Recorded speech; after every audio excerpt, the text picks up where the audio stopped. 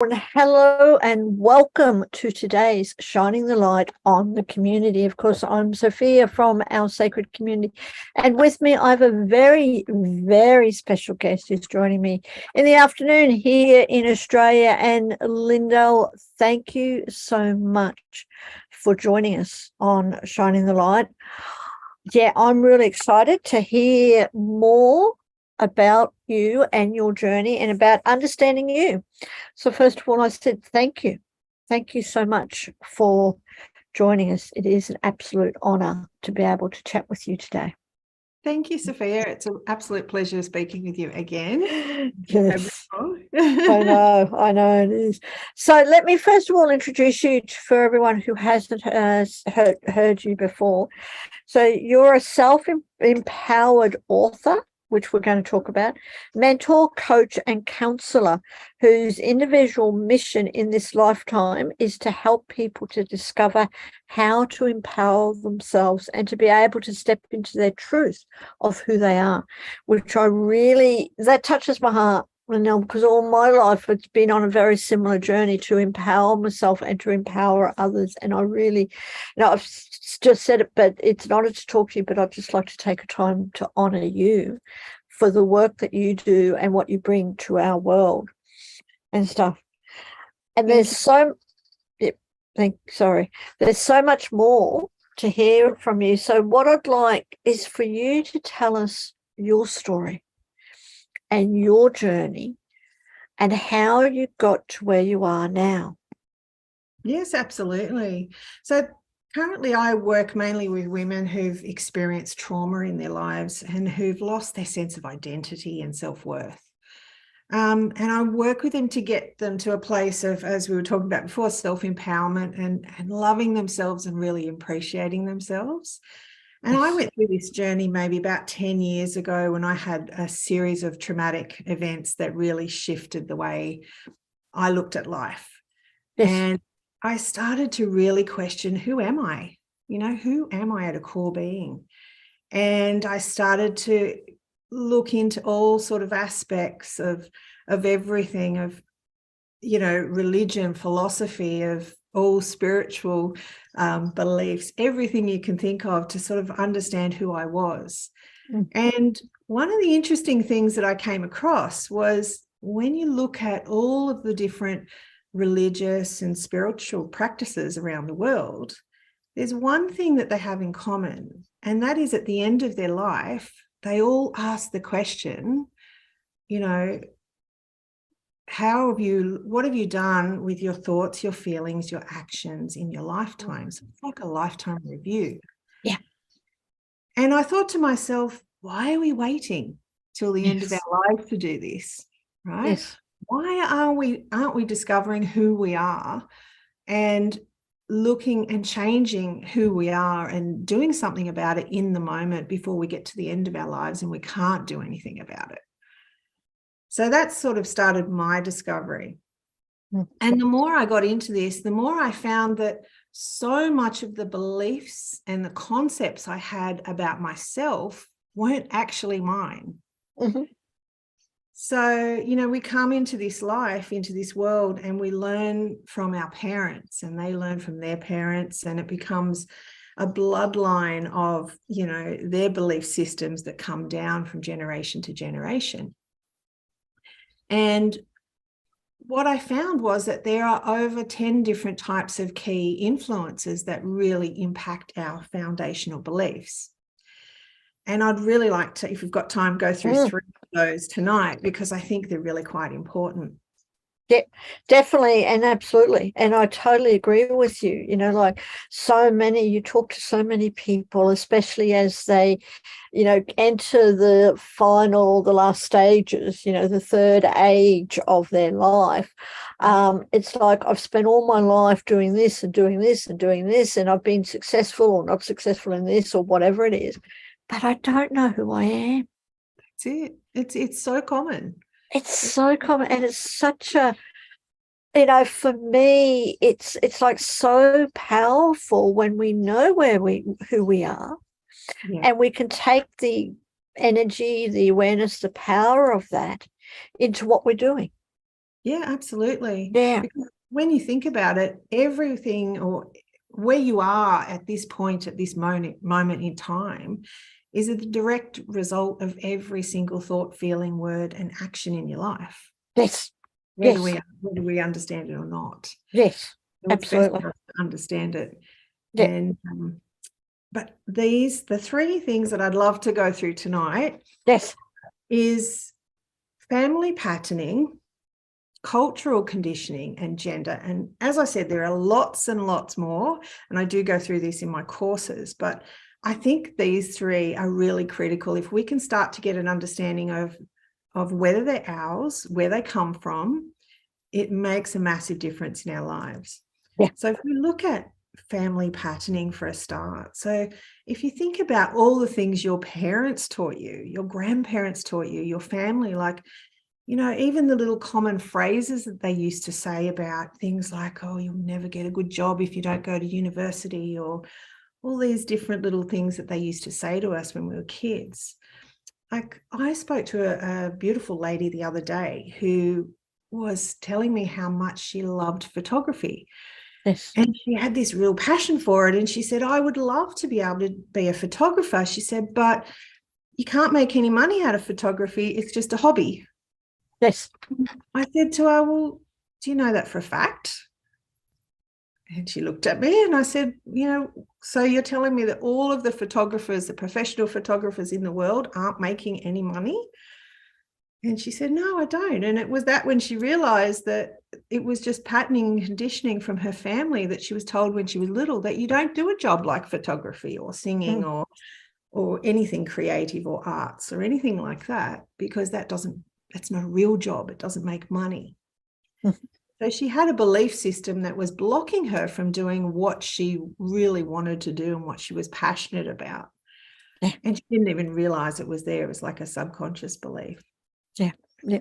And, you know, it's something again that I've experienced even in my own life, and on how much we pick up from our parents and grandparents, and even before that, you know, that is deep within our core. Like even cellular memory that we don't know on a conscious level, but it's gone into our cellular memory as a very young child, or even, you know, even before we were born. That does affect us, and affects our whole identity. Absolutely. Absolutely. Because 90% of it is probably subconscious. Yes. And I listen to people say comments and phrases, and I ask them why they're saying that, and they don't even realize they're saying that at the time. It's just a repetition of what their parents or the grandparents have told them. Yeah.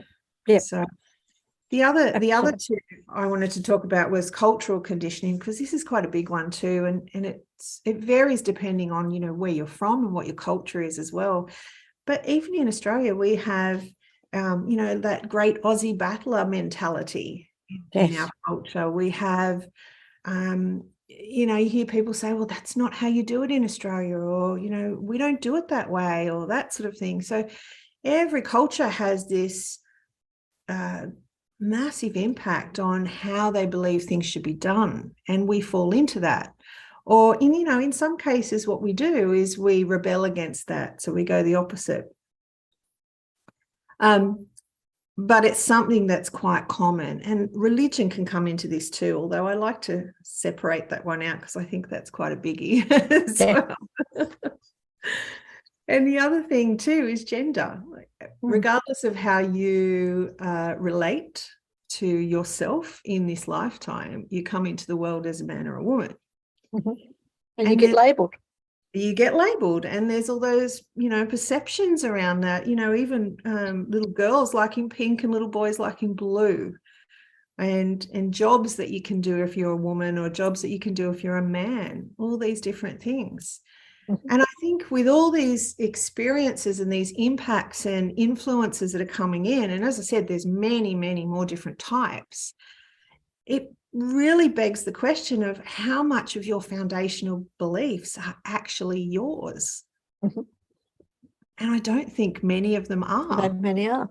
No, because and I agree with you that, and I'd love to have more conversations with you, because it's so true. You know, we grow up with everyone else's beliefs, and we become, like I think, a product of everyone else's identity. Yeah. And you take on a little bit of this and a little bit of that and a little bit of this, and you think you've got to be or act a certain way, and you don't realize that you've absolutely lost yourself. Absolutely. Yeah. And the funny thing is too, when you find that you've got a belief, especially when it's a subconscious belief, and you see a lot of people that get triggered over things, and they get angry or agitated or frustrated about certain things, and they don't quite know why they're getting frustrated until they realize it's a belief that's been triggered here that doesn't quite resonate with them. Yeah. And it's very, very common, very common. So much. So what do we do? So for me, it was a journey of pulling it all apart and just looking at, who am I and what is mine? Because as I said, for me, probably I would say a good 70% of it wasn't even mine, didn't resonate with me, and was literally holding me back from being who I needed to be, from the best version of myself. So what I started to do was I started to just really deep dive, discover on all of my experiences in my life, my reactions, some of the things that were told to me in childhood, some of the phrases that I was using, and be very conscious of my thoughts, my words, my actions, and really, stop myself when I would come up against these outdated beliefs that didn't serve me. Yeah. Which is sorry, I was just going to say, and that's a challenge in itself too. Absolutely, because a lot of people don't want you to speak your truth, and they don't want you to go against the grain. They don't want you to be different, and it is very hard. First off, it becomes much easier as you do it, but it's very hard. First off, telling the people that you love that it's not your truth, that it doesn't resonate with you. And that in itself takes courage and and empowerment, especially if you don't know who you are. To stand into the power of who you are. So really thank you for sharing that. But what can someone do when they realize that, okay, these thoughts are not mine, your beliefs are not my beliefs, but yet they don't quite have that empowerment, that courage to do anything about it? Yeah, well, definitely start to work with someone that you trust, talk it through. Sometimes we can't see what's right in front of us, and we need someone outside of us to look and say, okay, are you aware of this? Like the lady with the photography, she just automatically assumed that she would never make any money out of it because it was a subconscious driver in the back of her mind that she'd been told for 40, 50 years. So sometimes you have to really have someone that you can trust that can catch you on your phrases as well. I do this with my friends as well. A lot of them, I say, if you hear me say something that isn't quite right, just call me up on it and ask me about it, question me about it. Yes, and that's true friendship. True Absolutely. people who aren't afraid to do that. That is it. And I think we have to be brave in ourselves too. We have to be brave to be vulnerable, but brave to be true to ourselves as well. And you know what? If we uncover things that are scary about ourselves, that's okay. That's okay. We're here to learn. And the more we can learn, the better it is for us and the better we become.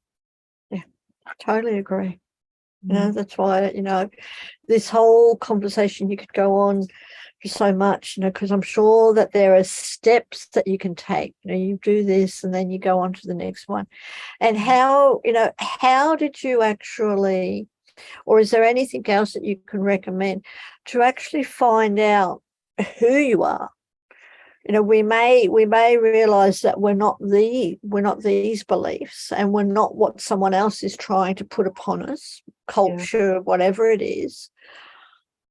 But how do we get down to, if we get rid of all that, how do we find out, who am I? Oh, that's a brilliant question. Because I think when we strip it all back, the important thing I always ask people is, what makes my soul sing? Right? Yes, I love that. What makes me happy? What can, what do I just think about it and my face lights up and I'm inspired and I'm feeling love and passion and all these wonderful emotions. What is it that's true for me? Because that's our truth. That's our truth, not the limitations that aren't real, that are just self-imposed. Yeah. So I do a lot of this in the course as well. What we do in the introductory course is we start to pull apart everyone's individual experiences so that they can understand what's theirs and what's not, and then work through with their subconscious minds, but then also start looking at, what are their needs? What are you ignoring every day that is important to you, that makes you happy, that brings you joy? Because the happier we are, the more joyful we are, the more love that we have for ourselves and acceptance for ourselves, the more we can give to others. And to me, that's a win. Yeah, totally. Oh, look, thank you. Thank you so very much, because what you're saying is really connecting. It's making my heart sing, because, and, what you're offering, it's so real. Like, and you can tell that you've lived your journey and what you're talking about. There's power behind that. And I can just imagine, how the world can change. Even if it's just one person at a time, that ripple effect of getting to know who their true identity is. Absolutely. I know even in myself, in my journey, and when talking to others, how much sorrow you take on when you're living other people's lives. Yeah. When you don't know who you are, because you become dependent. Absolutely. Dependent, but especially with women have, can allow themselves, and it's not intentional in any way, shape or form, but they end up in a space where they're so codependent in relationships that they just forget who they are, everything for their children or for their partners. And they don't know themselves anymore. They don't know what's important to them. They don't know what they need, or if they do, they can't quantify it or ask for it in a way that's healthy. It's so important for everybody around you just to be true to who you are. Wonderful. Thank you. Now, we do have a few people watching us, so I just want to let everyone know we are putting all your links in the comments with much gratitude to Angel. But tell us, Lyndal, you talked a little bit about your course or courses. So what do you offer for people out there? Yeah, so as part of my journey, because I had quite a lot of friends and family contact me and saying, what's happened to you? You've changed, you've grown through all this sort of stuff. And I thought, I need to start writing this down and getting this out to people as well. So I started a couple of years ago with an introductory course. Yes. And the introductory course is called Stepping Into Me, the same as my website and my book. And it basically walks you through I use some different tools and techniques that I've created, some audiovisual tools, and we walk through your experiences and we find out what your patterns are through your lifetime. What have you picked up? What is yours? What's not? And then we start looking at how your subconscious mind is working with that and how we can clear some of those patternings.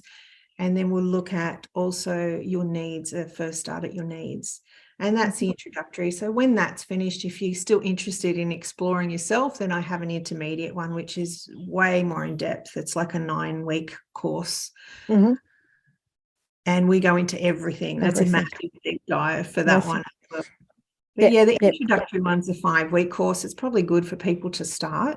I only have a maximum of 6 people in a Zoom session because I think it's really important we have that very small group interaction. Sure. Sure. Wonderful. Well, we will put all those links in the comments for everyone to check them out. And I'm certainly going to check them out and things like that, because again, we try and do it on our own, but we don't realize it's like what you're talking about. People from outside of us can see more than we can see because we're all caught up in this. Yeah, that's and I hear so many people, I really want to change. I'm not happy with my life, but I don't know how to do it. Yeah. And that's where people like you can come and help. And for everyone who's watching, I really do recommend, checking out Lyndal's course, especially, as you say, the introductory, and then also the other one, because it goes even deeper to find your true self. It's such powerful things.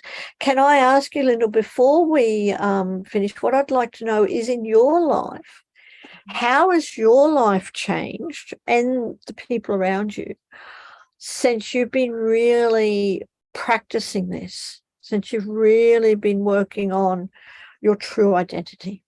Yeah, absolutely. Well, for me, I think now I have the ability to see the wisdom in all of the traumatic events in my life. And I see them all as blessings because they're all learnings for me, which is wonderful. I look at my family, my friends, and anyone I meet with compassion and understanding and acceptance now, because I see that they're all running from their own point of view with their own conditioning and patterning, right? And most of them don't even know that that's what they're running with. Yeah. So it does bring in a lot of self-love, but also love for others and appreciation and understanding with others as well, which is really important. I think the other thing too is that I've learned that, true love really comes from within. Yeah. It's not something that you can get from an external source. And, one of the biggest things too is that even if you're terrified, do it anyway, because it's better to live without regrets. I love that. That's one of my mottos as well. If you got any fear or whatever, the way to is just to do it. Just to do it, and then you find out that it was actually not that bad after all. And stuff. You can have some fun. Communication with my friends and family is very different now, and I'm not afraid to say how I feel, to speak my truth, and there's that mutual respect and honesty, which is so critical for me. Yeah. So thank you. And just one other thing is, tell us about your book. Yes, my book. It's a little bit exciting because this is my book. So my book has taken about 5 years to come together. It's not a race, is it? No. Anyway. So my book is about mine and my mum's cancer journey, because we both experienced cancer at the same time. So we did a bit of tag team there as the patient and the carer. And it was about what I learned from that, because really what happened during that experience and after my mum passed was me going into this whole cycle of self-discovery. So my book's all really about my journey and how I got to where I got to today. Wonderful. And that's available on Amazon and your website. Yeah, on Apple, Amazon. It's available as an ebook and a paperback at the moment. And I'm hoping we might get the Audible version out just before Christmas, but we'll see how we go. We'll see what happens. Well, I really look forward to that. I'll certainly be looking at it. I'm thinking, because I can tell your journey is very inspirational, and you do really live what you help others with. And you're a shining light. So I'd like to thank you for coming on, shining the light on our community. And I would seriously really love to talk to you more, because this whole journey of discovering who I am is such involved. Absolutely. So involved. So we can talk very many times. And for everyone out there who is watching, thank you. And really do click on the links and check out Lyndal's website and also the course. that you're offering, because anything like that is valuable to help us on our journeys, and stuff, to discovering and understanding who we really are. Yeah, thank you, Sophia. And yeah, any questions, please feel free to reach out and contact me, Facebook, Instagram, or through my website. I'm happy to answer any questions that people have. Absolutely. Not a problem. And thank you. Thank you ever so much. And we'll see everyone very, very soon.